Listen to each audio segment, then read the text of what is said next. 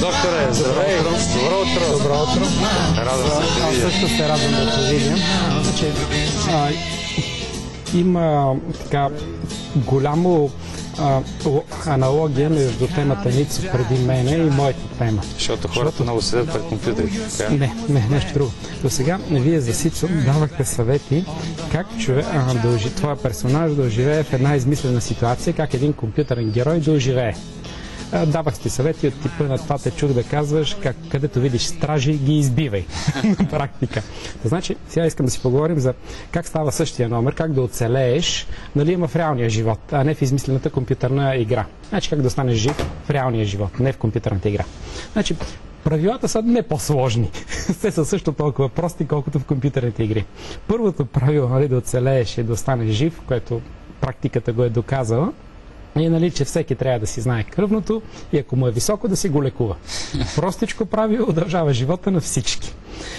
Второто правило, което сега се налага вече в съвременната медицина и в съвременния свят, е, че всеки трябва да си знае холестерола и ако му е висок, да си го лекува. Значи, ако се обърнем към Мицо, значи не боли един път на 30 години да си премери холестерола и ако му е висок да си го лекува. Какво време ли му е вече да си го мери? Като стигне до 30 за сега, още предполагам, че му е рано.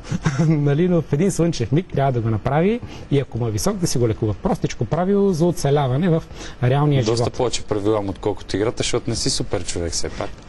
Така играта са нека до около 10 на правилата стигат. На практика, за да останеш жив.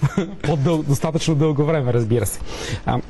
Но така или иначе се върна на холестерол. Значи холестерол е вид мазнина. Кръвта, както всички знаем, е воден разтвор. Всеки, който е виждал бензин, който е мазнина, разлят в локва, знае, че масло във вода не се разтваря. И възниква въпроса как природата се е изхитрила да транспортира холестерола из тялото, при условие, че кръвта е воден разтвор, а холестерола е мазнина.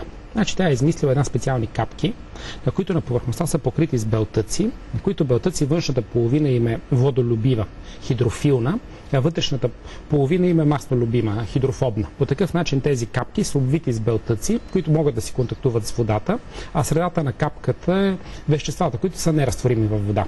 И тия капки, комбинация от липиди, от мазнини, т.е. и белтъци, се наричат липопротеини. Това е начинът, при който холестеролът циркулира в кръвта.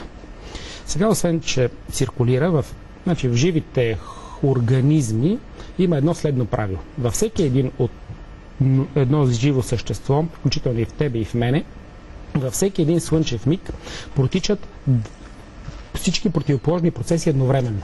Като нужният процес е силен, а ненужният слаб.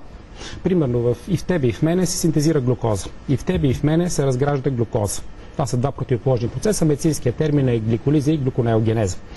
Но според това кой от нас колко е закусвал, кой от нас колко вчера е вечерал, кой от нас колко рано сутрин е правил фитнес, в различните от нас преобладават различните процеси. Един преобладава синтезата на глюкоза, друг разграждането на глюкоза. Същото и с холестерола. Значи холестерола във всеки един момент в нашата кръв пътува в две противоположни посоки.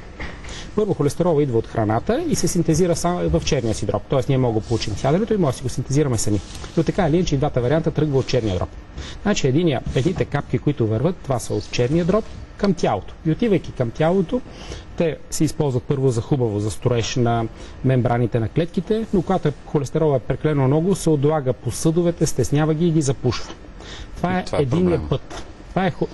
Тези капки, които съдържат много холестерол, който отива към тялото да се отложи там, това е тъй наречения лош холестерол, или те се наричат липопротеини с ниска плътност. Холестерол е маслото плува отгоре върху водата. Холестерол има ниска плътност. И поради тази причина капките, където са много холестерол имат в тях, са липопротеини с ниска плътност. Има ли хора предразположени към висок холестерол? Много повече, отколкото предполагаш. Защо така се получава? Генно ли или заради храната, която приемат?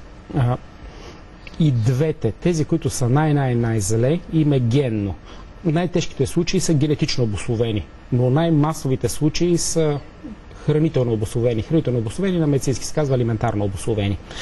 Така че такива има много. Значи лошия холестерол, това е липопротеините, това са капките с ниска плътност, които транспортират холестерола от черния дроб към тялото. Обаче във всеки един момент и във всеки един от нас протича и обратния процес. Черният дроб синтезира празни белтъчни контейнери, които отиват в кръвта, обикалят из тялото, събират холестерола и го връщат обратно в черния дроб. И черният дроб от него синтезира жлъчни киселини. Жлъчните киселини се изхвърлят в червата и оттам в изпражненията. Тоест всеки един момент черният дроб и събира холестерол от тялото, за да го изхвърли в червата. И аз сега кажи няколко идеи и съвети какво да правим, за да няма висок холестерол. Защото няма да има време. Има около една минутка заради това. Добре. Само за да си довърша думата, значи тези празни белтъчни контейнери, защото белтъците имат висока плътност, това е холестерол с висока плътност.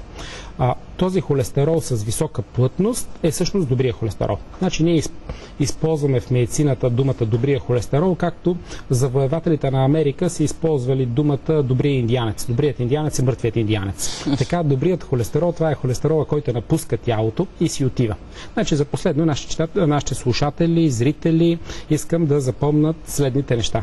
На всеки читав човек е хубаво общия холестерол да му е под 5. Кръгла цифра, лесно се помни, в първи клас го знаят децата. Значи холестерола на тебе, на мене, на него трябва да е под 5. Милимола на литър е мерата единица, но под 5.